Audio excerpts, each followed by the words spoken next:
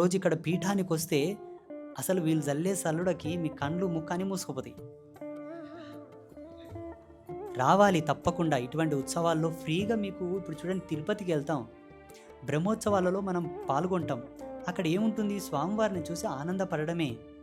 శ్రీశైలం పోతాం. అక్కడ ఉత్సవంలో పాల్గొంటాం. స్వామివారిని చూసి ఆనందపడడమే. మనల్ని దగ్గరికి రానియ్యరు, ముట్టుకోనివ్వరు. కానీ ఇటువంటివి సకల జనుల యొక్క సమ్మతమై, అందరికీ ఆమోదయోగ్యమై, అందరినీ హక్కున చేర్చుకోవడానికి ఎవరో పుణ్యమూర్తులు దర్శించి ఏర్పాటు చేసినటువంటి తంతులు కాబట్టి వాడుకోవాలి, తప్పదు.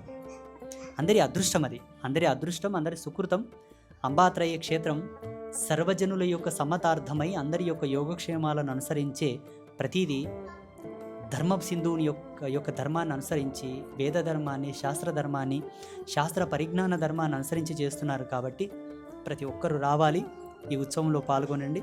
అలాగే